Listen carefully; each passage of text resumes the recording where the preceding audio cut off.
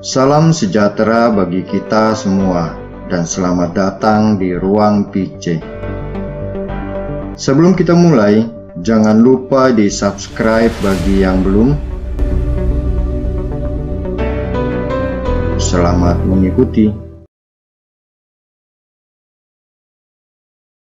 Sahabat Ruang PC, ada pertanyaan bagaimana manusia Paskah yang ideal itu? Untuk menjawabnya, mari kita merefleksikan kembali dari bacaan Injil yang kita dengar dalam sepekan ini di Minggu Paskah kedua. Nikodemus adalah seorang Farisi, pemimpin dan pengajar agama Yahudi. Pada malam hari, Nikodemus datang menemui Yesus dengan segala pertanyaan yang ada di benaknya. Sebagai seorang ahli agama, tentu Nikodemus mengenal Allah dari kitab suci. Tetapi apa yang ia ketahui itu mengalami semacam perdebatan batin. Nikodemus menyapa Yesus dengan, "Rabi, kami tahu bahwa engkau datang sebagai guru yang diutus Allah. Sebab tidak ada seorang pun yang dapat mengadakan tanda-tanda yang engkau adakan itu, jika Allah tidak menyertainya." Nikodemus menyapa Yesus dengan guru, artinya ia melihat kuasa Yesus dalam mengajar. Tanda-tanda, ia juga melihat mukjizat-mukjizat yang dibuat oleh Yesus. Itu semua yang ingin Nikodemus pastikan langsung dengan Yesus, penegasan siapa Yesus sebenarnya. Nikodemus datang kepada Yesus pada malam hari supaya tidak diketahui orang-orang. Malam menandakan kegelapan. Ia dalam kegelapan datang mencari terang, yaitu Yesus Kristus. Dalam diskusi itu, Yesus mengajarkan tentang keselamatan melalui kelahiran kembali. "Aku berkata kepadamu, sesungguhnya jika seorang tidak dilahirkan kembali, ia tidak dapat melihat kerajaan Allah." Hal ini sempat membuat Nikodemus salah fokus dan bertanya, "Bagaimanakah mungkin seorang dilahirkan kalau ia sudah tua? Dapatkah ia masuk kembali ke dalam rahim ibunya dan dilahirkan kembali?"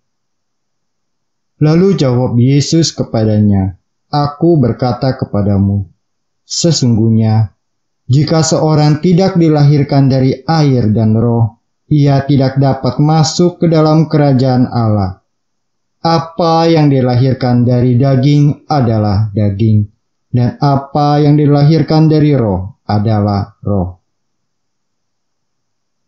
Yesus mengajarkan kepada Nikodemus bahwa seseorang harus dilahirkan kembali secara rohani, bukan secara jasmani, dengan air dan roh sebagai materi dan formanya.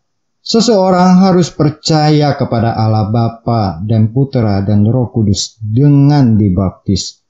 Orang yang telah dilahirkan kembali di dalam roh akan hidup di dalam roh itu. Yesus Kristus adalah terang yang hadir di tengah-tengah kegelapan hidup kita. Kalau kita tidak percaya kepadanya, berarti kita menolak sang terang itu. Dengan demikian, kita sama saja telah menghakimi diri kita sendiri untuk tidak mau diselamatkan. Manusia cenderung menikmati hidup dalam kegelapan karena manusia membenci terang. Hidup memang sangat rapuh, harus terus berubah. Perubahan kadangkala membuat kita tidak nyaman. Perubahan sering menuntut kita berubah pola lama kita yang sudah biasa kita jalankan. Dalam hal ini, Yesus mengadakan perubahan di dalam setiap aspek hidup kita. Kita diajak untuk tidak tergantung pada hal-hal lahiriah saja, tetapi kita juga harus mengalami perubahan secara rohani.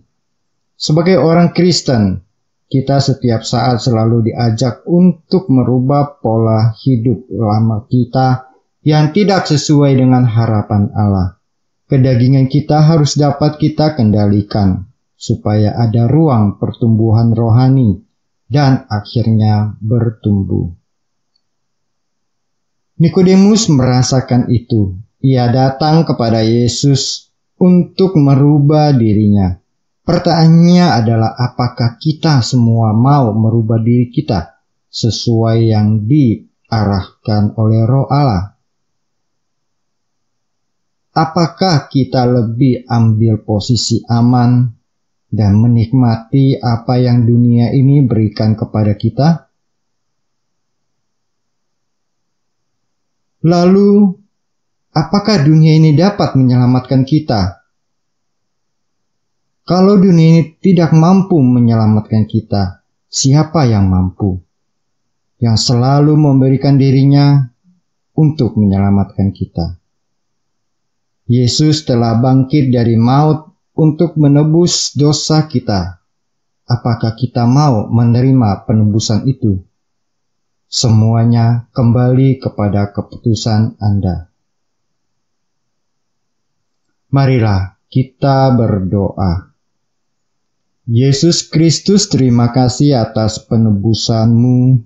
Semoga kami mampu hidup di dalam kasih-Mu itu dan membiarkan diri kami dipimpin oleh Roh Kudus-Mu.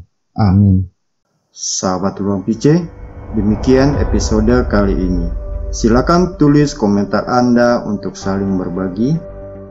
Kasih like bila Anda suka, bagikan ke teman-teman, keluarga, atau media sosial Anda supaya bisa memberi inspirasi.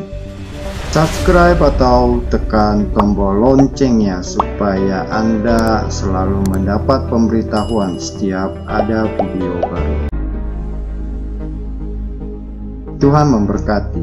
Non scole sed vita discimus.